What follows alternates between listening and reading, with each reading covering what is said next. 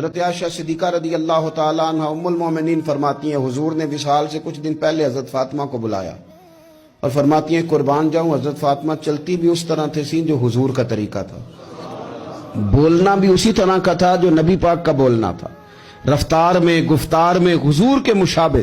وہ تشریف لائیں، حضور نے قریب بٹھایا اور کان میں راز کی بات کی۔ اس کا مطلب ہے کچھ باتیں بیٹیوں سے بھی راز کی کر لینی چاہیے۔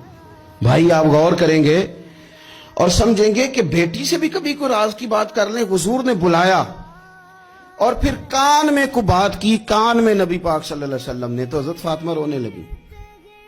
پھر حضور نے کان میں کو بات کی تو مسکرانے لگی۔ حضور تشریف لے گئے۔ سیدہ عائشہ صدیقہ رضی اللہ تعالی عنہ فرماتی ہیں میں نے حضرت فاطمہ الزہرا سے کہا کہ فاطمہ کیا کہا حضور نے؟ تو فرمانے لگی میرا اور میرے نبی پاک کا راز ہے، آپ کو میں کیوں بتاؤں؟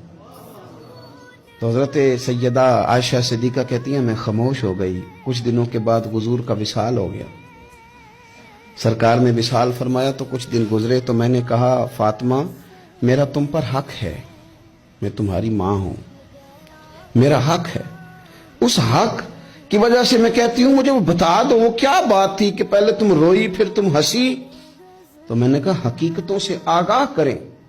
نبی پاک صلی اللہ علیہ وسلم کی شہزادی فرمانے لگی اماں جی حضور نے میرے کان میں کہا تھا کہ فاطمہ ہر رمضان میں جبریل امین ایک قرآن پاک مجھے سناتے تھے، ایک میں انہیں سناتا تھا، اس سال جبریل نے 2 سنائے ہیں۔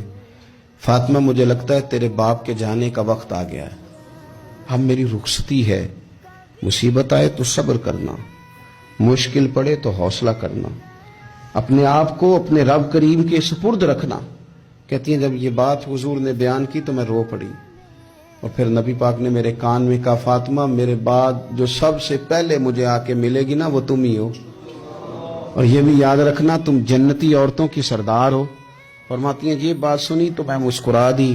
6 ماہ گزرے حصول کے بعد تو سیدہ فاطمہ کا وصال ہو گیا، صرف 6 ماہ، پورا سال نہیں۔